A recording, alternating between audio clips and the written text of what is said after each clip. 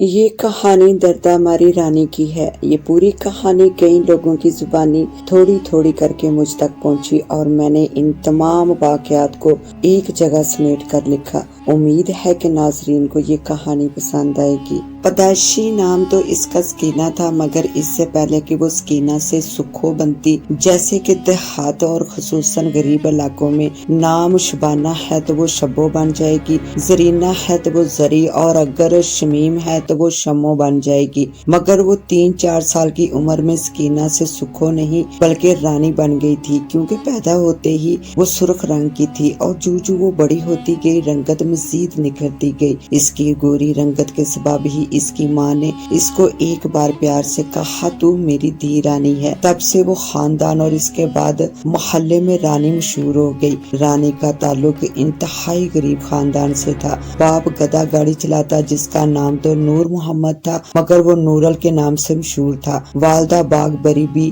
بس نام کی ہی باغ بری تھی۔ گھر میں غربت کے ڈھیرے دیکھے، ماں باپ کے گھر بھی اور شوہر کے گھر بھی، مگر شادی کے بعد اس کی خوش قسمتی یہ تھی کہ شوہر غریب تو تھا مگر انتہائی شریف اور سادہ طبیعت کا تھا۔ ہر بات میں بیوی کی ہاں میں ہاں ملاتا۔ شادی کے پہلے 5 سال تک ان کے ہاں اولاد نہیں ہوئی۔ نور محمد کے ماں باپ اور بہنوں وغیرہ نے اس کے کان بھرنے شروع کر دیے کہ وہ دوسری شادی کر لے، مگر اس نے بیوی کی محبت میں کسی کی نہ سنی، اور جب وہ لوگ بہانے سے لڑائی جھگڑے کرنے لگے تو نور محمد نے علیحدہ ہونے میں ہی عافیت سمجھی اور بیوی کو لے کر پہلے کچھ عرصہ تو سسرال میں رہا، پھر 3 مرلے کا اپنا گھر لے لیا۔ 1 کمرے کا گھر تھا مگر دونوں میاں بیوی کے لیے جنت سے کم نہ تھا، جہاں کسی کے کوئی تانے نہیں تھے، مگر بچوں کے بغیر بھی گھر کیا جنت ہوتا ہے۔ دونوں ہی اس کمی کو شدت سے محسوس کر رہے تھے، مگر ایک دوسرے سے اس کا ذکر نہیں کرتے تھے کہ کہیں دل آزاری نہ ہو جائے۔ مگر اس دوران دونوں میاں بیوی نے اپنی کوشش جاری رکھی، علاج معالجہ، تویز گنڈے، مزاروں پر حاضری، بالآخر شادی کے 12 سال بعد سکینہ پیدا ہوئی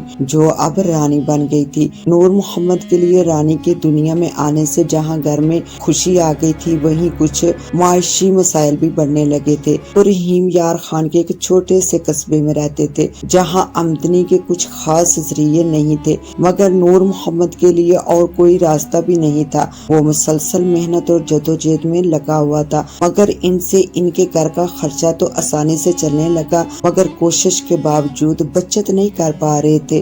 رانی مسلسل بڑی ہو رہی تھی، وہ جو بڑی ہو رہی تھی اس کی خوبصورتی میں اضافہ ہوتا گیا۔ وہ محلے میں ہی ایک خاتون کے پاس قرآن اور اردو بھی پڑھتی رہی۔ وہ خاتون محلے کی بچیوں کو قرآن شریف اور وجبی سی اردو پڑھاتی تھی، کیونکہ وہ خود 6 جماعت تک پڑھی ہوئی تھی، مگر اس سے یہ فائدہ ہوا کہ محلے کی بچیاں دینی تعلیم کے ساتھ ساتھ دنیاوی مضامین بھی دلچسپی سے پڑھتی۔ وہ خاتون اردو اخبارات اور میگزین وغیرہ منگوا کر رکھتی اور پھر بچیوں کے درمیان اخبارات کی سرخیاں پڑھوانے کا مقابلہ کرواتی۔ اسی طرح بچیوں میں پڑھنے کا شوق مزید پروان چڑھا۔ خاص طور پر رانی تو بہت ہی زیادہ دلچسپی سے اخبار اور میگزین پڑھتی، اس کے لیے یہ الگ ہی دنیا تھی۔ وہ مختلف میگزین میں گاڑیوں کی تصویریں، ماڈل کے کپڑے، ہینڈ بیگ اور شوز دیکھتی تو بس ایک آہ بھر کر رہ جاتی۔ وہ جانتی تھی کہ یہ سب چیزیں اس کے لیے خواب ہیں۔ وہ خوبصورت تو تھی ہی مگر ساتھ ساتھ عقل مند بھی تھی، اور اب جب اس نے اردو پڑھنا سیکھا اور پھر اخبار اور میگزین پڑھنے لگی تو شعور بھی آنے لگا۔ اب وہ 12 سال کی ہو گئی تھی۔ قرآن شریف بھی اس نے ختم کر لیا تھا۔ دونوں میاں بیوی اب اس کے لیے دن رات پریشان رہنے لگے تھے، کیونکہ محلے کے آوارہ لڑکے اب ان کے گھر کے آس پاس ہی ٹہلتے رہتے کہ بس کسی طرح رانی کی ایک جھلک نظر آ جائے۔ غربت کے باعث کوئی اچھا رشتہ بھی نہیں آ رہا تھا۔ ایک دفعہ تو رات کو کوئی دیوار کود کر اندر بھی داخل ہو گیا تھا۔ پھر نور محمد کے جاگنے اور چور کے شور مچانے پر وہ جو کوئی بھی تھا بھاگ گیا۔ اب دونوں میاں بیوی پریشان ہونے کے ساتھ ہوشیار بھی ہو گئے تھے۔ انہیں پتا تھا کہ رانی کے علاوہ اور کوئی قیمتی چیز گھر میں موجود نہیں ہے۔ جلد ہی انہیں اس چور کا پتہ بھی لگ گیا۔ गया। वो मोहल्ले का ही एक लोफर मीर मोहम्मद उर्फ मीरल था। पहले तो नूर मोहम्मद ने इसके वालिदैन से बात की और उन्होंने मीरल को अच्छा खासा जलील किया, मगर वो था ही बदफितरत। कुछ दिन तो सब ठीक ही रहा, मगर कुछ अरसे बाद वो फिर रानी के घर के चक्कर लगाने लगा। अब की बार नूर मोहम्मद ने इसे समझाया तो वो बेशर्मी से बोला, चाचा अगर इतना ही तंग हो मुझसे तो रानी का रिश्ता मुझे दे दो ना। नूर मोहम्मद का पारा चढ़ गया। तू रानी से शादी करेगा? शक्ल देखी है अपनी, किरदार देखा है अपना? मेरी बच्ची अभी मासूम है, जा दफा हो जा यहाँ से। नूर मोहम्मद ने मीरल को तकरीबन धक्का देते हुए कहा, ओ सबर कर चाचा सबर कर, शक्ल मेरी इतनी बुरी नहीं है जितनी तू कह रहा है। किरदार का भी मैं बुरा नहीं, बस मैं बदनाम हूँ। और रही बात रानी के मासूम होने की, तो मैं कौन सा सुबह बारात लेकर आ जाऊंगा? 2-4 साल इंतजार करूंगा, जब जवान होगी तब निकाह कर लूंगा। मीरल धक्का खाने के बावजूद डटाई से खड़ा रहा। नूर मोहम्मद को मजीद गुस्सा आ गया। बगैरत तू रानी से शादी करने के ख्वाब देखने की बजाय कोई काम धंधा कर, मेहनत कर, कुछ बन, फिर रानी न सही तो कोई और रिश्ता तुझे मिल ही जाएगा। नूर मोहम्मद का लहजा अब कुछ धीमा पड़ गया था। दरअसल वो मीरल की डटाई से परेशान होकर इससे जान छुड़ाना चाहता था। मीरल नूर मोहम्मद के धीमे लहजे से शेर हो गया, चाचा नूरल तू 10 साल की उम्र से मजदूरी कर रहा है, अब तेरी उम्र 40 से भी ऊपर है, क्या बनाया तूने? कुछ भी तो नहीं। ये बातें सारी किस्मत की होती हैं, अगर नसीब में हुआ तो ऐसा छक्का लगेगा कि बल्ले ही बल्ले, नहीं तो तेरे जैसी दाल रोटी तो मैं काम ना करके भी खा रहा हूँ। मीरल ने हंसकर कहा, तू माँ बाप के टुकड़ों पर पल रहा है, अपनी कमाई नहीं खा रहा। और मेरी एक बात गौर से सुन, तू काम कर या ना कर, मगर आइंदा मेरी रानी का नाम अपनी गंदी जुबान पर मत लाना। नूर मोहम्मद को फिर गुस्सा आ गया, नहीं लूंगा चाचा रानी का नाम। ये देखो मैंने कान पकड़ लिए। मीरल ने अपने कानों को हाथ लगाया और बेशर्मी से मुस्कुराने लगा। नूर मोहम्मद गुस्से से अंदर चला गया, मगर उस दिन के बाद नूर मोहम्मद ने नोट किया कि मीरल अब इससे कतराने लगा है और इसने अब इसके घर और गली के चक्कर लगाने भी कम कर दिए थे। दोनों मियाँ बीवी और खुद रानी ने भी सुख का सांस लिया था, क्योंकि मीरल की वजह से न सिर्फ मोहल्ले में बल्कि अपने माँ बाप की नजरों में भी मशकूक हो गई थी कि शायद वो भी मीरल के लिए दिल में नरम गोशा रखती है। एक दिन नूर मोहम्मद ने प्यार से रानी को समझाया कि देखो बेटा, ये मर्द की फितरत है, अगर औरत इसे एक दफा देखे तो वो 10 दफा देखता है। बेटा तुम मीरल की तरफ देखा भी न करो, अगर तुम देखोगी तो इसकी हौसला अफजाई होगी। ये सुनकर रानी की आंखों में आंसू आ गए थे। बाबा क्या आपको मुझ पर इत्मीनान नहीं है? मैं इस मामले में बेकसूर हूँ, मुझे आपकी इज्जत अजीज है। रानी बकायदा रोने लगी थी। इसने फौरन रानी को गले लगाकर सर पर हाथ फेरा। मेरा पुत्र, मैं तो तुझे समझा रहा था और तू रोने लगी ना पुत्र ना। नूर मोहम्मद की भी आंखें बाहर आई थी। वक्त गुजरता रहा, 1 साल मजीद गुजर गया, मगर नूर मोहम्मद के हालात में तब्दीली नहीं आई, बल्कि अब नौबत तंग दस्ती तक पहुंचने लगी थी। क्योंकि नूर मोहम्मद ने 10 साल पहले जो गधा खरीदा था, अब वो न सिर्फ बूढ़ा होने लगा था बल्कि कमजोर भी हो गया था। इसलिए सामान वगैरह उठवाने वाले लोग अब नूर मोहम्मद से कतराने लगे थे। नूर मोहम्मद और इसकी बीवी बेइंतहा परेशान थे, मगर इनके पास कोई चारा भी नहीं था कि वो लोग अपने हालात तब्दील कैसे करें। एक दिन रात को दोनों मियाँ बीवी इस सिलसिले पर बात कर रहे थे और रानी करीब ही चाय बनाने में मसरूफ थी। इसी दौरान दरवाजे पर दस्तक हुई। नूर मोहम्मद दरवाजे पर गया। बाहर मीरल एक ट्रे में गोश्त वाला पुलाव लिए खड़ा था। मीरल को देखकर नूर मोहम्मद के चेहरे पर तनाव आने लगा। वो तो समझा था कि मीरल से जान छूट गई, मगर मीरल तो गली का चक्कर लगाने से घर का दरवाजा खटखटाने तक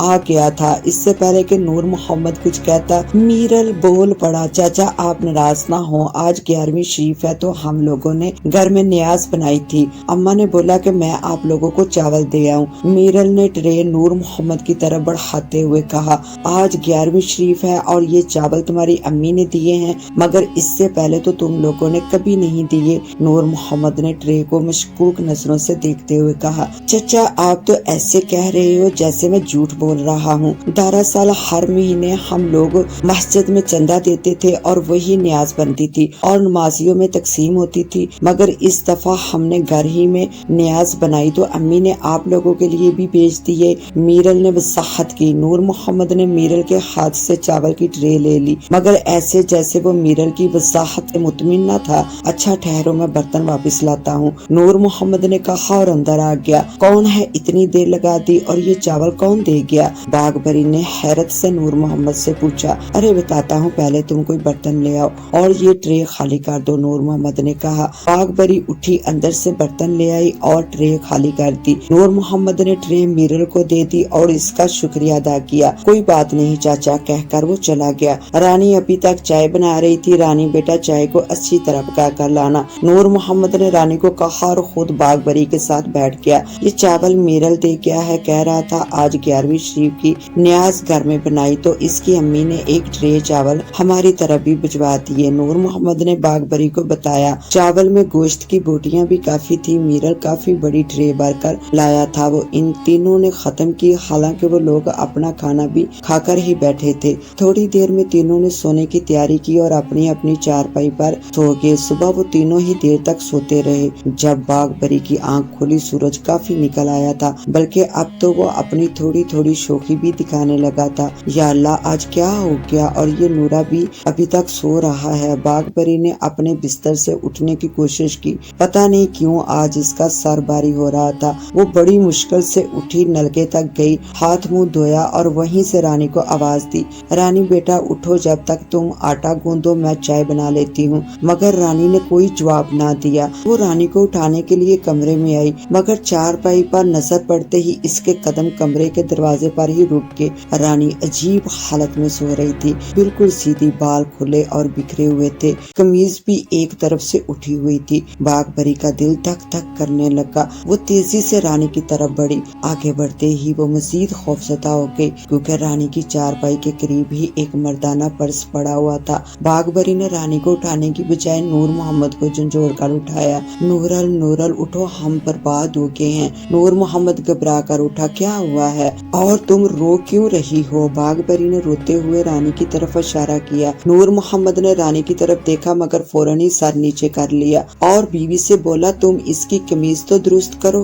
बागबरी ने रानी की कमीज दुरुस्त की और चारपाई के साथ बड़ा पर्स उठाकर ले आई, नूर मोहम्मद को दिया। नूर मोहम्मद ने पर्स खोला, इसमें कुछ पैसे पड़े हुए थे और मीरल का शनाख्ती कार्ड भी था। इसका मतलब है इस कुत्ते ने हमारा घर बर्बाद किया है। मैं इस बगैरत को नहीं छोड़ूंगा, इसे कत्ल कर दूंगा। हौसला करो नूरल, इसमें हमारी मजीद बर्बादी है। अव्वल तो तुम इसे मार नहीं सकते, और किसी तरीके से मार भी दिया तो हमारा क्या बनेगा नूरल, हम कहाँ जाएंगे? और फिर बेसहारा औरतों के लिए तो हर जगह कोई न कोई मीरल मौजूद है, बागबरी ने रोते हुए कहा। नूर मोहम्मद भी गधा गाड़ी लेकर बुझे दिल के साथ काम पर रवाना हो गया, क्योंकि इसका ताल्लुक ऐसे तबके से था जो रोज कमाता और रोज खाता। सारा दिन नूर मोहम्मद परेशान रहा, काम भी बस ना होने के बराबर था, लेकिन इतना हो गया था कि शाम की रोटी तो चल जाती। अब शाम भी हो चुकी थी। इसने वापस घर की राह ली, मगर इसका ज़हन अभी तक मीरल पर अटका हुआ था। नूर मोहम्मद बस्ती के कोने पर पहुंचा तो इसे मीरल नजर आ गया। नूर मोहम्मद ने गधा गाड़ी साइड पर रोकी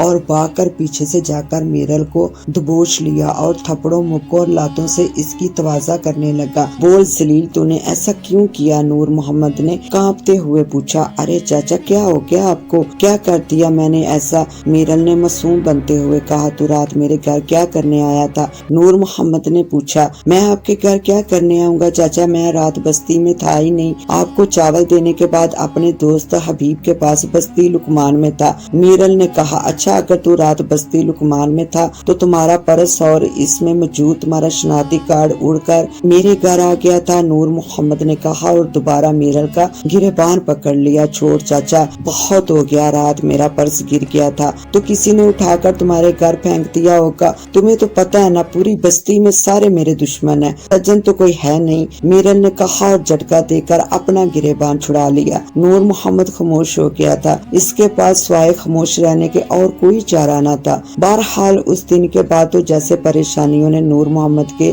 घर का रास्ता देख लिया था। कभी बागबरी बीमार तो कभी रानी को बुखार। नूर मोहम्मद खुद भी अब हिम्मत हारने लगा था। फिर एक दिन तो हद ही हो गई। नूर मोहम्मद का गधा बूढ़ा तो हो ही गया था। सुबह जब नूर मोहम्मद इसे पानी पिलाने लगा तो वो मुर्दा हालत में पड़ा था। गधे के मरने पर वो बच्चों की तरह बिलक बिलक कर रो पड़ा था, बल्कि इसके साथ बागबरी और रानी भी रोए थे। 2 दिन बाद रानी रानी की तबीयत खराब हो गई। बागबरी इसे फौरन करीबी क्लिनिक ले गई, जहाँ लेडी डॉक्टर एक फलाई तंजीम के तावन से बहुत कम पैसों से दवाई वगैरह दे देती थी। इसने रानी का चेकअप किया और बागबरी को बुलाकर कहा कि अब रानी का कुछ ज्यादा ही ख्याल रखना और अगली मर्तबा आना तो मिठाई भी साथ लेकर आना, क्योंकि ये उम्मीद से है। वो तो ये कहकर दूसरे मरीजों को देखने में मसरूफ हो गई, मगर बागबरी पर जैसे गम का पहाड़ टूट पड़ा। वो जैसे तैसे रानी को लेकर घर तक आई। दरवाजे पर दस्तक हुई। कौन है? आता हूँ, नूर मोहम्मद ने कहा और फिर जाकर दरवाजा खोला। सामने मीरल खड़ा था। इससे पहले कि नूर मोहम्मद इससे कुछ बुरा भला कहता, वो दरवाजे को एक तरफ धकेल कर अंदर दाखिल हो गया और सीधा बागबरी के कदमों में जा बैठा और इसके पैर पकड़ लिए। चाची, मुझसे गलती हो गई है, मुझे माफ कर दे। नूर मोहम्मद ने पीछे से आकर मीरल को गर्दन से पकड़ा। बेगैरत, तुझे मेरा घर बर्बाद करके भी चैन न आया और अब तू मेरे घर के अंदर आ गया है। चाचा, मैं इस गलती को सुधारने आया हूँ जो आपके गले में सांप बनकर लिपटी है। मुझे सब पता है। लेडी डॉक्टर ने रानी की क्या रिपोर्ट दी है? मीरल ने कहा। नूर मोहम्मद ने इसकी गर्दन छोड़ी और जाकर बाहर का दरवाजा बंद किया और फिर आकर मीरल के करीब बैठ गया। अच्छा, तो तुझे ये सब कुछ पता है और तू अपनी पहली गलती भी तस्लीम करता है? नूर मोहम्मद ने पूछा। हाँ चाचा, मैं रानी की मोहब्बत में अंधा हो गया था। मुझे पता था आप रानी का हाथ मुझे कभी नहीं देंगे, इसलिए मैं मौका तलाश करता रहा। और फिर उस दिन जब अम्मा ने आप लोगों के घर न्याज भिजवाने का कहा तो मैंने चावलों में बेहोशी की दवाई मिला दी और जाते हुए मैंने अपना पर्स जानबूझकर यहाँ गिराया था ताकि आपका शक यकीन में बदल जाए। मीरल ने कहा। नूर मोहम्मद ये सुनकर उठा और सामने पड़ी सब्जी काटने वाली छुरी उठाई। अब तो तेरा कत्ल वाजिब हो गया है कमीने, नूर मोहम्मद ने कहा और मीरल पर हमला किया। मगर मीरल ने फुर्ती से उठकर न सिर्फ अपना बचाव किया बल्कि नूर मोहम्मद का छुरी वाला हाथ पकड़कर दूसरे हाथ से नूर मोहम्मद का गिरेबान पकड़ लिया। मैं तेरी इज्जत बचाने की खातिर अपनी इज्जत तेरे हाथों बार बार नीलाम करवा रहा हूँ और तू शेर बनता जा रहा है। अगर रिश्ता देना है तो ठीक है, वरना तेरी मर्जी, लेकिन याद रखना रानी के पेट में मेरा बच्चा है। ये कहकर मीरल चला गया। दूसरे दिन नूर मोहम्मद ने मीरल को अकेले में बुलाकर कहा, देखो मीरल, मैं तुम्हें रानी का रिश्ता देने पर तैयार हूँ, मगर मेरी एक दो शर्तें हैं। हुक्म कर चाचा, मुझे तेरी हर शर्त मंजूर है। मीरल ने कहा। तो फिर सुनो, मेरी पहली शर्त है कि तुम अपने माँ बाप को मेरे घर रिश्ते के लिए ले आओ।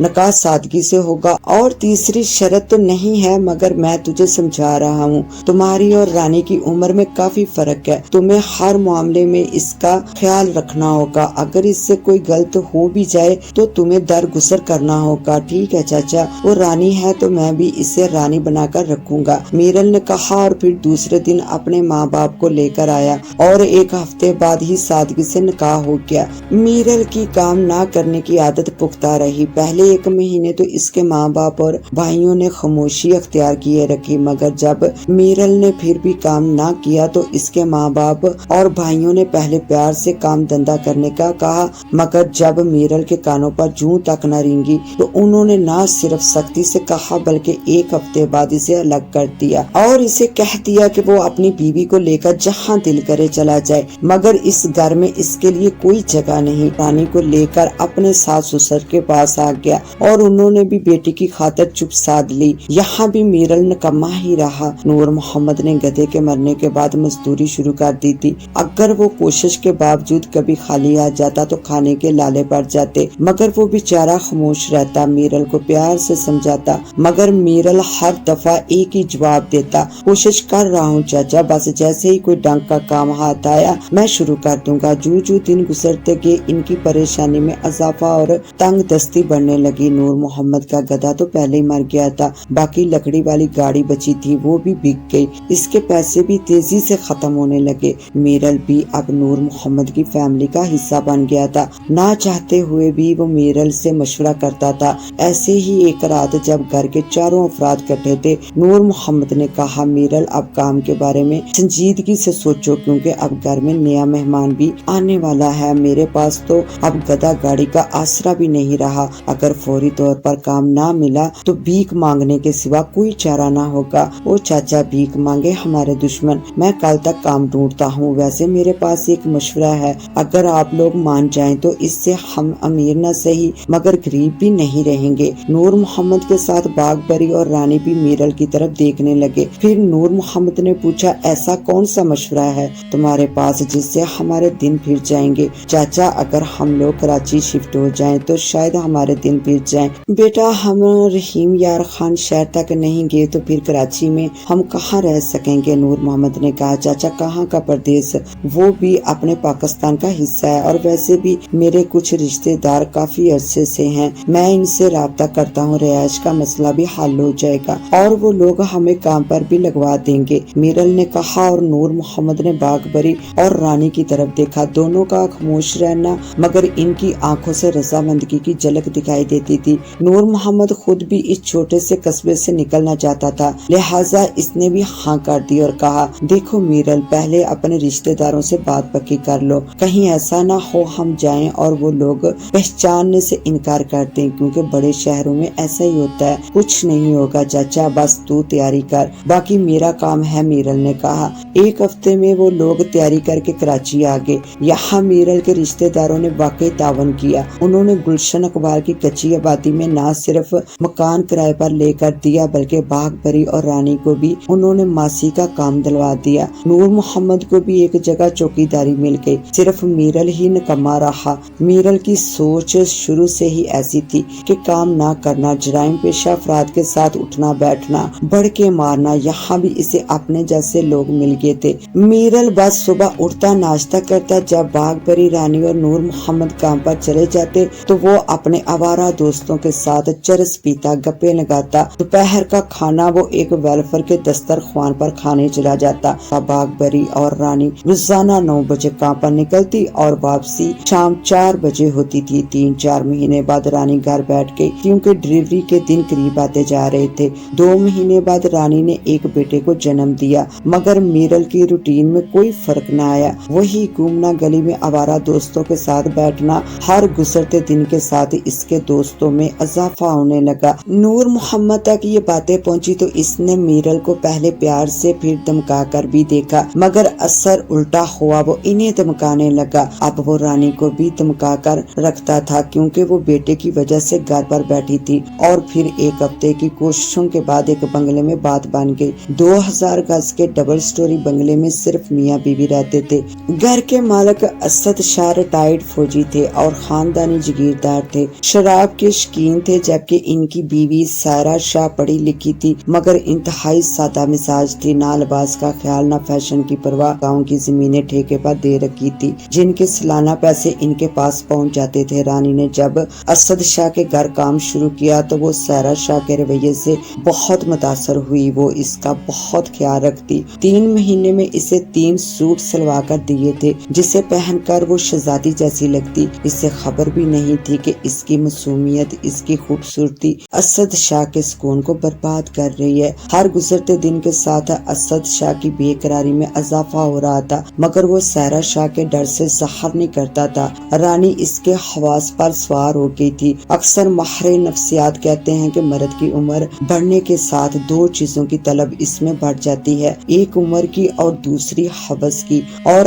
असद शाह भी अब भेड़िया बनकर रानी को झंझोड़ना चाहता था मगर जमाने से डरता भी था। लेकिन 6 महीने बाद हालात ने एक नया रुख अख्तियार कर लिया। इसकी बेटी निमरा शाह अपने शोहर के साथ शारजाह से पाकिस्तान आई तो अपने माँ बाप को 1 महीने के लिए शारजाह ले जाना चाहा क्योंकि शारजाह में वो लोग अपने सुपर स्टोर का इफ्तिताह कर रहे थे। असद शाह ने इनकार कर दिया कि बेटा अभी तुम माँ को ले जाओ, मैं 20 दिन बाद आऊंगा क्योंकि गांव की जमीनें जो ठेके पर दी हुई हैं इसकी मियाद खत्म हो गई है, अब नया मुआहदा होगा। फिर रानी को 1 महीने की छुट्टी दे दें। सायरा शाह बोली, जैसे तुम्हारी मर्जी। वैसे अगर रानी बेटी हफ्ते में 2 दफा डस्टिंग के लिए आ जाया करे तो बेहतर है, खाना मैं बाहर खा लिया करूंगा। असद शाह ने मकारी से जाल फेंका। इसने इतने प्यार से रानी बेटी कहा था कि जैसे रानी इसकी सगी बेटी हो। सायरा शाह भी राजी हो गई थी। दर्दा हमारी कहानी का बकिया हिस्सा देखने के लिए पार्ट 2 का विजिट करें। इसके साथ ही मुझे दें इजाजत, मिलते हैं इंशाल्लाह पार्ट 2 में। तब तक के लिए अल्लाह हाफिज।